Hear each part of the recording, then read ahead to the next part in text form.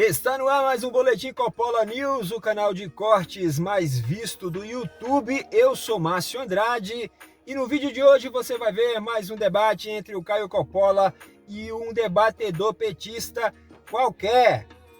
Portanto, se inscreva no canal, deixa o seu comentário e deixa também o seu like. Se liga aí! De quem é a culpa pelo preço dos alimentos, Caio? Olá, Leandro. Olá, doutor Zé Eduardo. Saudações à nossa audiência. Bom, essencialmente, a inflação de alimentos ela se deve à alta do dólar e a questões climáticas. E claro que enchentes, secas, aí são fatores imponderáveis. Só gente muito desonesta intelectualmente culparia um presidente pela instabilidade climática, como fez o PT durante todo o governo Bolsonaro. Contudo, grande parte da responsabilidade pela alta do dólar em 2024 é do governo Lula. E esse é um consenso entre economistas sérios. É só a gente consultar as matérias da imprensa especializada. O governo Lula gasta muito mais do que arrecada, opera em déficit recorde e assim ele vai aumentando a dívida pública de forma descontrolada. Consequência disso é a fuga de investimentos e a desvalorização do real. Nossa moeda perdeu aqui 21% do seu valor perante o dólar em 2024. Isso torna tudo mais caro: combustíveis, transporte, insumos, minerais, grãos. Mas o Lula e o seu séquito são incapazes de assumir responsabilidade, bem diferente da última campanha eleitoral, quando Lula da Silva e a máquina de propaganda petista sabiam muito bem a quem atribuir toda a culpa pela inflação. Olha só o site oficial do PT em março de 2022. Quem paga a conta sabe, a inflação é culpa do Bolsonaro. Aí, os influenciadores, centrais sindicais, imprensa militante e outros disseminadores de fake news chegaram a criar uma campanha de desinformação com essa temática. Era assim: tá caro, culpa do Bolsocaro.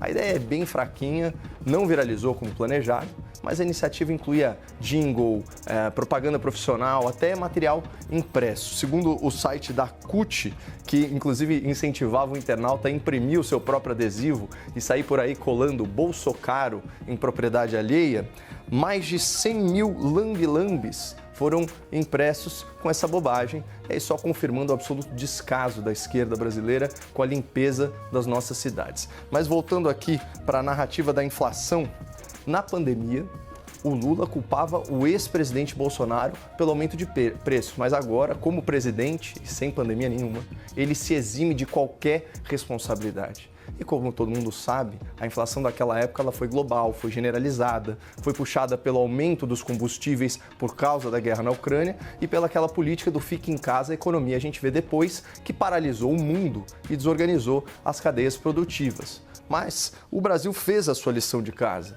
O governo Bolsonaro isentou combustíveis de impostos federais e pressionou o Congresso a reduzir impostos estaduais sobre itens essenciais. O PT votou contra no Senado.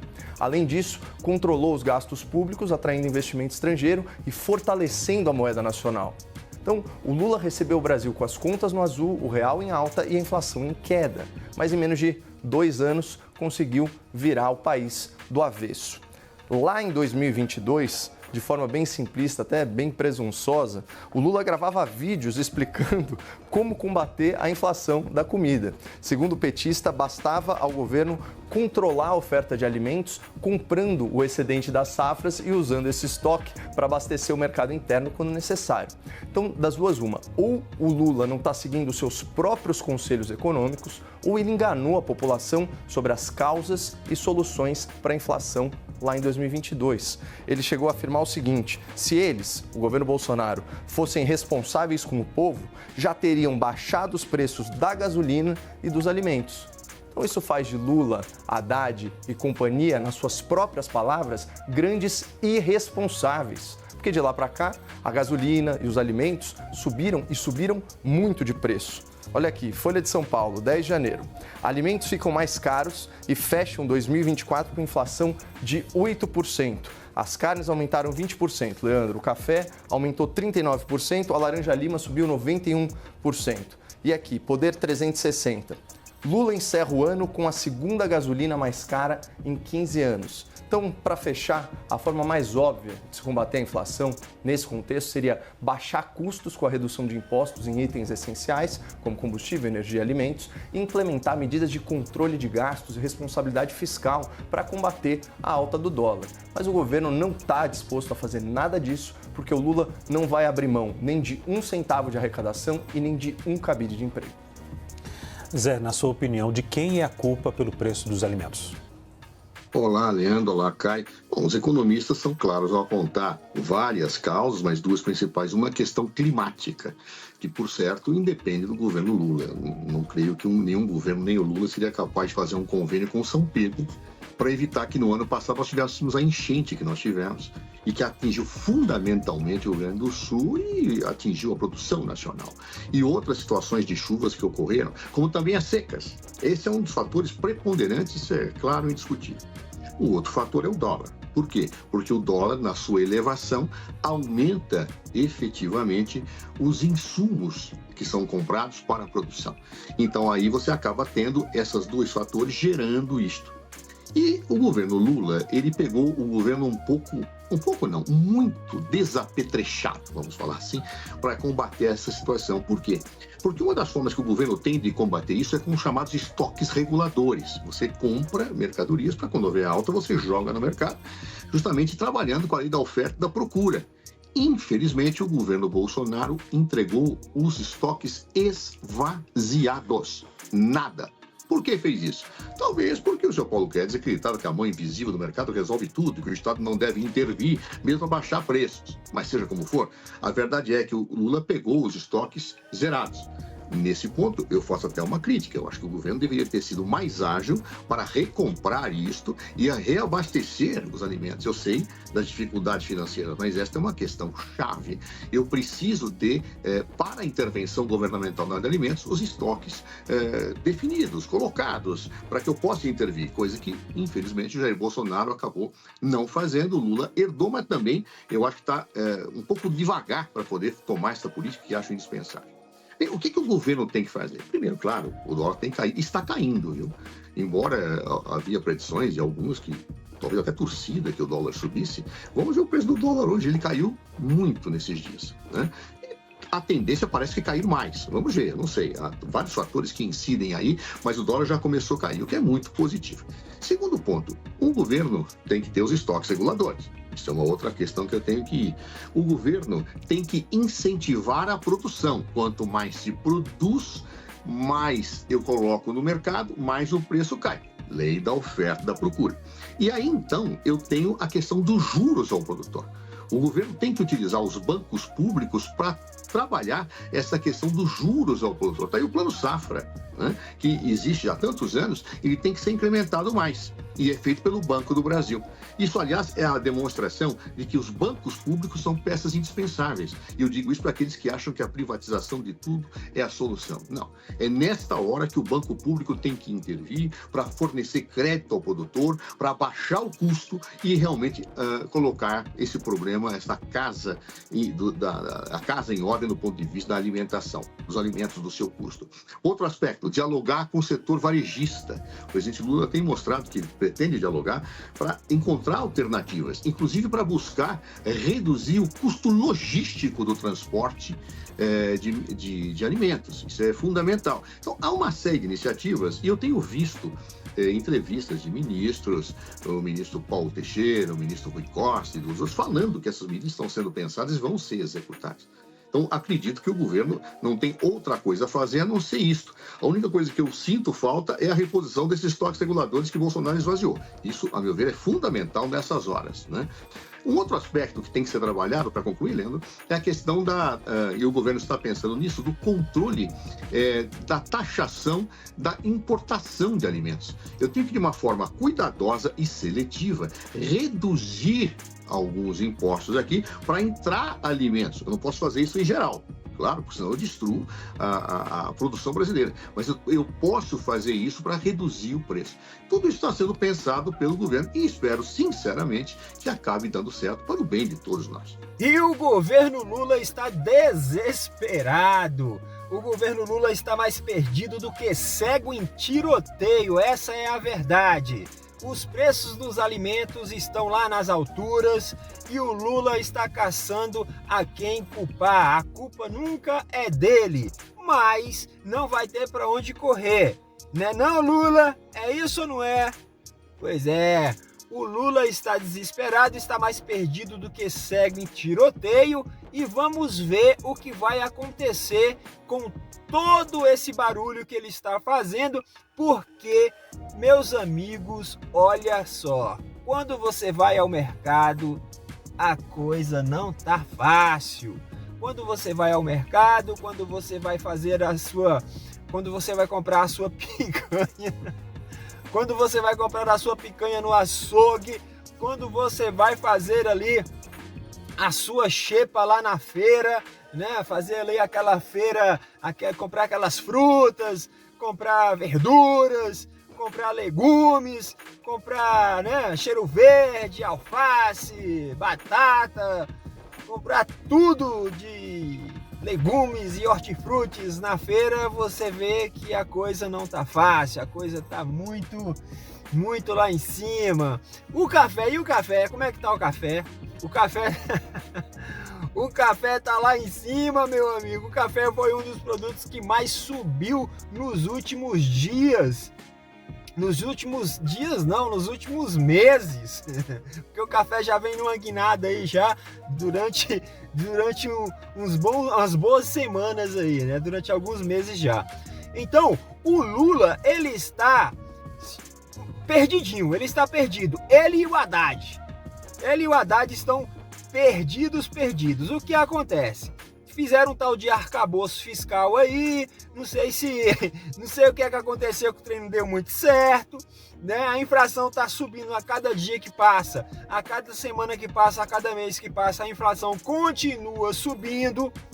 O tal do ajuste fiscal nunca sai, e para dar uma amenizada na coisa, o Lula tenta implementar uma política de arrecadação. Quanto mais arrecadação para o governo, melhor, porque aí dá aquela amenizada e aí a farra acontece, né? A farra da gastança, a farra do Lula e Janja, Haddad e companhia. Ok, beleza. Tá, mas e o dólar? Onde entra o dólar nessa história toda? O dólar entra justamente nessa questão do ajuste fiscal aí, né? O que acontece? Moeda fraca, dólar alto, inflação, subida de preço de alimentos. Essa engrenagem. Quando o dólar está alto, a inflação obviamente vai subir para dar uma segurada no dólar. A inflação subindo, os preços dos alimentos automaticamente sobe também, não tem jeito. É uma coisa levando a outra e aí segue a bola de neve, meus amigos. Não tem como, não tem para onde correr. Então o Lula fica perdido sem saber o que fazer. Mas tudo isso está acontecendo por políticas justamente do próprio governo dele, que não sabe como lidar com toda essa situação. Não é? Não tem uma equipe econômica nesse governo, Lula? Tem ou não tem uma equipe econômica nesse governo? Se não tem, deveria ter, né? Porque a economia tá uma bagunça, tá a casa da mãe Joana. Já ouviu falar naquele termo, a casa da mãe Joana? Pois é a economia do governo Lula. Então, quem vai pagar o pato nessa história toda aí é o povo. Só falta agora o Lula colocar a culpa desse desastre todo do governo dele no próprio povo. Aí o povo tem que pagar imposto, tem que pagar taxa disso, taxa daquilo, para o governo arrecadar e ainda levar a culpa do que está acontecendo. Do preço do arroz está lá nas alturas, do preço do café está lá nas alturas, né? Do preço do preço da carne, do preço da picanha, do filé, tá lá nas alturas. E aí, Lula, o que é que você me diz? Você não falou que o pobre ia comer picanha todos os dias? Hã? O pobre não ia comer picanha todos os dias, e aí? Por que não tá comendo? Picanha não tem. Cara, até o ovo. Até o ovo tá caro. Não tem picanha, vai ovo, né? Até o ovo tá caro, não tem muita opção. A opção que tinha é o ovo também tá caro. Mas aí o governo Lula acha que tá tudo certo. E o cara ainda vai tretar com o Trump ainda. Ainda tem, nessa história toda, ainda tem o Trump. Que o Lula vai tretar com o Trump. A última dele foi bater o pezinho ali e falar falar mal do Trump, da política econômica dos Estados Unidos. Ele, em vez de cuidar aqui do quintal dele, né, da própria política econômica do seu país, vai ficar criticando a política econômica do país dos outros. Logo dos Estados Unidos, do qual o Brasil é parceiro e do qual o Brasil precisa economicamente. O Brasil meio que depende economicamente dos Estados Unidos. Os Estados Unidos é a maior economia, é a maior potência econômica mundial. Como é que um país emergente como o Brasil